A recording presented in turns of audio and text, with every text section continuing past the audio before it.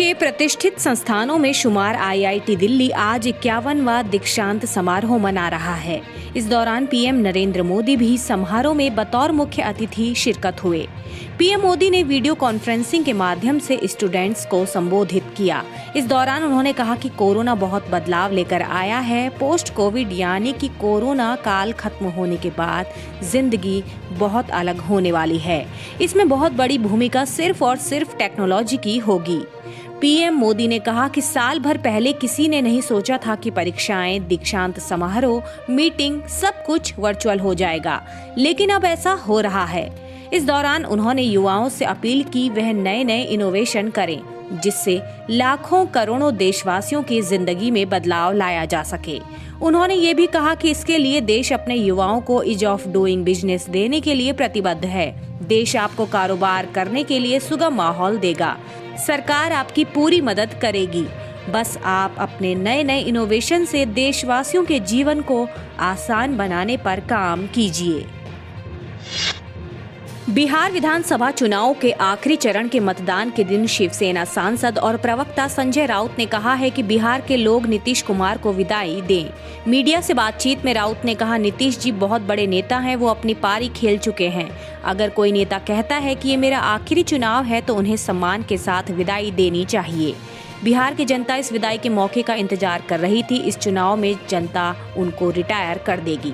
आखिरी चरण के चुनाव प्रचार के दिन आखिरी समय में पूर्णिया के धमदाहा में जेडीयू प्रत्याशी लेसी सिंह का चुनाव प्रचार करते हुए नीतीश कुमार ने खुद कहा था कि यह उनका अंतिम चुनाव है।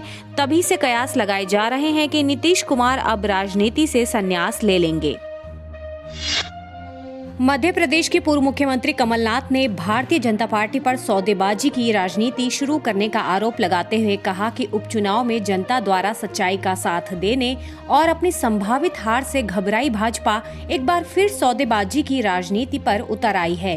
वहीं मध्य प्रदेश के गृह मंत्री नरोत्तम मिश्रा ने कहा कि विधायकों से सौदेबाजी का प्रदेश कांग्रेस अध्यक्ष कमलनाथ का आरोप उनकी हताशा का प्रतीक है।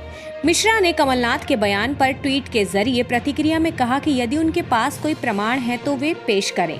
भारतीय जनता पार्टी नेता ने कहा कि असल में कांग्रेस विधायकों का उन पर भरोसा खत्म हो गया है। मिश्रा ने कहा कि 11 नवंबर को कांग्रेस विधायक दल की बैठक में कमलनाथ की प्रदेश से विदाई होगी।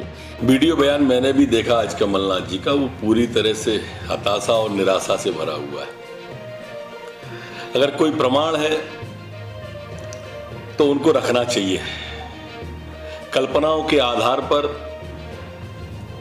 कोई भी बात कह देना उन जैसे वरिष्ठ व्यक्ति के लिए शोभा नहीं देता। दरअसल कमलनाथ जी अज्ञात आशंकाओं से ग्रसित हैं। कांग्रेस के विधायकों का उन पर से विश्वास उठ गया है, उस कारण से इस तरह की बात कर रहे हैं। भारतीय जनता पार्टी ने कभी किसी कांग्रेस के विधायक को तोड़ने की कोशिश नहीं की। कांग्रेस जब टूटी है, कांग्रेस के कारण टूटी है। जिस खेल की शुरुआत कमलनाथ जी ने की थी, हमारे 2 विधायकों को प्रेस कॉन्फ्रेंस में अपने साथ बिठाला, जिस खेल की शुरुआत वो करें उसी खेल से घबरा जाते हैं। भारतीय जनता पार्टी की सरकार बहुमत के साथ बनने जा रही है।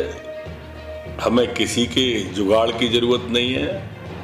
11-11 की बैठक उनकी 9-2-11 के लिए है। कमलनाथ ने जारी बयान में कहा कि उनके पास कांग्रेस के विधायकों और निर्दलीय विधायकों की तरफ से निरंतर यह सूचना प्राप्त हो रही है कि भाजपा के लोग उनसे संपर्क करके तरह तरह के प्रलोभन दे रहे हैं। उन्होंने कहा कि भाजपा यह समझ ले कि इस प्रदेश की जनता ने सौदेबाजी और बोलियों से बनी सरकार को अस्वीकार कर दिया है। 10 नवंबर को उपचुनाव के परिणाम इस बात को सिद्ध करेंगे। अमेरिकी राष्ट्रपति चुनाव में डेमोक्रेटिक पार्टी जीत की कगार पर है। अमेरिकी राष्ट्रपति के इतिहास में यह जीत कई मायनों में ऐतिहासिक होगी। इस जीत में कई रिकॉर्ड एक साथ बनेंगे। दरअसल अमेरिका में डेमोक्रेटिक पार्टी सत्ता में आती है तो कैलिफोर्निया की सीनेटर कमला हैरिस का उपराष्ट्रपति बनना तय है। कमला हैरिस का उपराष्ट्रपति बनना एक इतिहास होगा। राष्ट्रपति चुनाव में डेमोक्रेटिक पार्टी की जीत के साथ कमला हैरिस अमेरिकी इतिहास के कई नए अध्यायों को लिखने के लिए तैयार हैं। हालांकि चुनाव परिणामों की अभी घोषणा नहीं हुई है, लेकिन डेमोक्रेटिक पार्टी जीत के काफी करीब है। डेमोक्रेटिक पार्टी की जीत के साथ ही कमला हैरिस को औपचारिक रूप से अमेरिकी उपराष्ट्रपति के रूप में घोषित किया जाएगा। उस वक्त कई अमेरिका के राष्ट्रपति इतिहास में कई रिकॉर्ड एक साथ बनेंगे।